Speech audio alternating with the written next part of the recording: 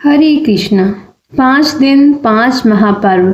इन 5 महापर्वों में पहला दिन आता है धनतेरस का। कार्तिक कृष्ण पक्ष की त्रयोदशी तिथि के दिन यह पर्व पूरी श्रद्धा और विश्वास के साथ मनाया जाता है।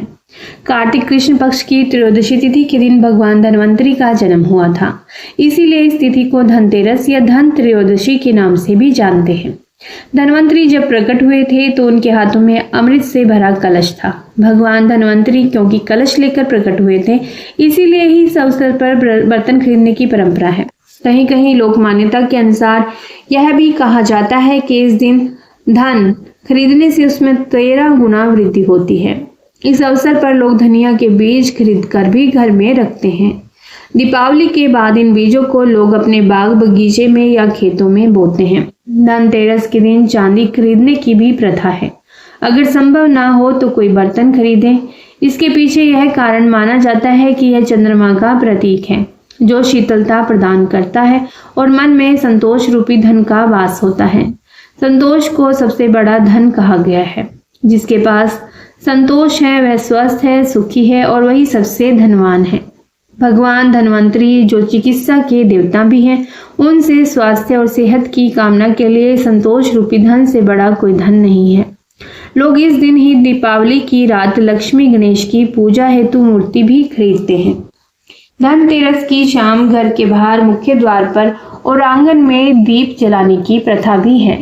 इस प्रथा के पीछे एक लोक कथा है। कथा के अनुसार किसी समय में एक राजा थे जिनका नाम हेम था। दैव कृपा से उन्हें पुत्र रत्न की प्राप्ति हुई।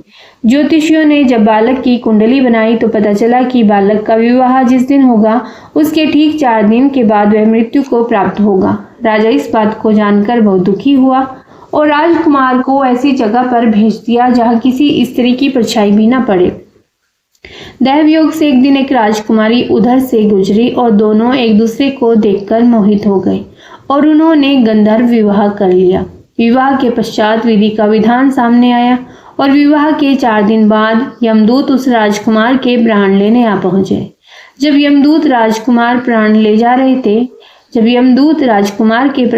जा रहे थे तो उस वक्त नवविवाहिता उसकी पत्नी का विलाप सुनकर उनका हृदय भी द्रवित हो उठा, परंतु विधि के अनुसार उन्हें अपना कार्य करना पड़ा।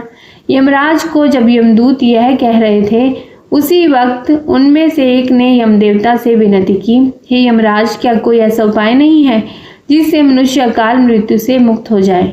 दूत के इस प्रकार अनुरोध करने से यमदेवता बोले, हे दूत, अकाल मृत्यु तो कर्म की गति है। इससे मुक्ति का एक आसान तरीका मैं तुम्हें बताता हूँ, सो सुनो।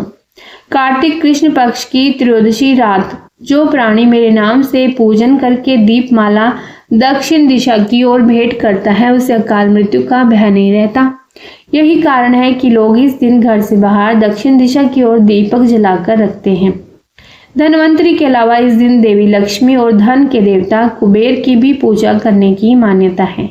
कहा जाता है कि एक समय भगवान विष्णु मृत्युलोक में विचरण करने के लिए आ रहे थे। तब लक्ष्मी जी ने भी उनके साथ चलने का आग्रह किया। तब विष्णु जी ने कहा कि यदि मैं जो बात कहूँ तुम अगर वैसा ही मानो तो फिर चलो। तब लक्ष्मी जी उनकी बात मान है।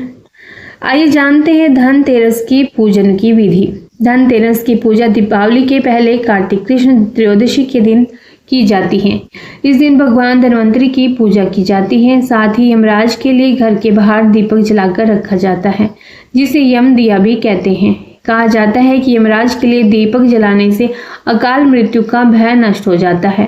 ऐसा कहा जाता है कि देवताओं और राक्षसों के बीच समुद्र मंथन के बाद धन्वंतरि जी अमृत के कलश हाथ में धारण किए हुए समुद्र से बाहर आए थे। इस कारण धनतेरस को धन्वंतरि जयंती भी कहा जाता है। धनतेरस के इस शुभ दिन पर देवी लक्ष्मी की पूजा की जाती है और प्रार्थना की जाती है कि भक्तजनों पर मां हमेशा समृद्धि और सुख की वर्षा करती रहे। इस दिन भगवान गणेश और देवी लक्ष्मी की मूर्तियों को भी बाजार से खरीदा जाता है और उसका पूजन दीपावली के दिन किया जाता है। धनतेरस पूजा में सबसे पहले संध्या को यम दिया की पूजा की जाती है। उसके बाद भगवान धन्वंतरि की पूजा होती है और फिर गणेश लक्ष्मी की पूजा की जाती है। यम दिए की पूजन विधि इस प्रकार से है। चौकी को धोकर सुखा ले, उस चौकी के बीचों बीच रोली घोलकर स्वास्तिक या सतिया बनाएं। अब इस सत्य पर सरसों के तेल का दिया गेहूं के आटे से बना हुआ हो उसको जलाएं। उस दीपक में छेद वाली कौड़ी को डाल दें। अब दीपक के चारों ओर गंगा जल से 3 बार छींटा दे दें। अब हाथ में रोली लें और रोली से दीपक पर तिलक लगाएं। रोली पर चावल लगाएं। अब दीपक के अंदर थोड़ी चीनी या शक्कर डाल दें, मतलब मीठा डाल दें। अब 1 रुपए का सिक्का दीपक के अंदर डाल दें। दीपक पर फूल समर्पित करें।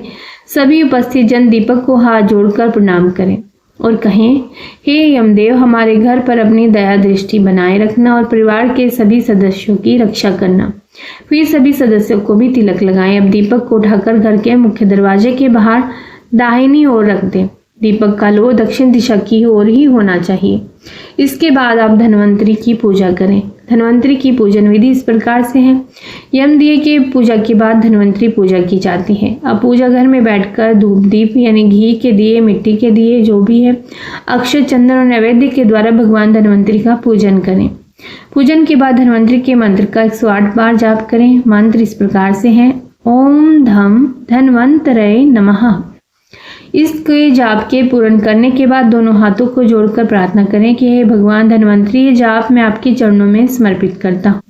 कृपया हमें उत्तम स्वास्थ्य प्रदान करें। धन्वंतरी की पूजा हो जाने पर अंत में लक्ष्मी जी का घी का दिया जलाकर पूजन करें ताकि श्री लक्ष्मी जी की कृपा अदृश्य रूप में आपके घर परिवार पर पूरे वर्ष भर बनी रहे। उसके लिए आवश्यक सामग्री है वो इस प्रकार से है। 1 आटे का दिया, 3 मिट्टी के दिए यानी कि धन्वंतरी, यम और लक्ष्मी जी के लिए, बत्ती, रुई की, सरसों का तेल, घी, माचिस, 1 छेद वाली कौड़ी, फूल, चावल, रोली, गंगाजल, चम्मच, चीनी या शक्कर, आसन, मिठाई या नैवेद्य, धूप और धूपदान और 1 चौकी।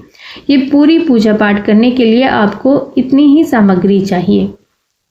यदि यह वीडियो आपको अच्छी लगी है तो इसे लाइक जरूर कीजिए और ज़्यादा से ज़्यादा शेयर कीजिए। और यदि आप इस चैनल पर पहली बार आए हैं तो चैनल को भी सब्सक्राइब जरूर करिए। लक्ष्मी मैया की जय, विष्णु भगवान की जय।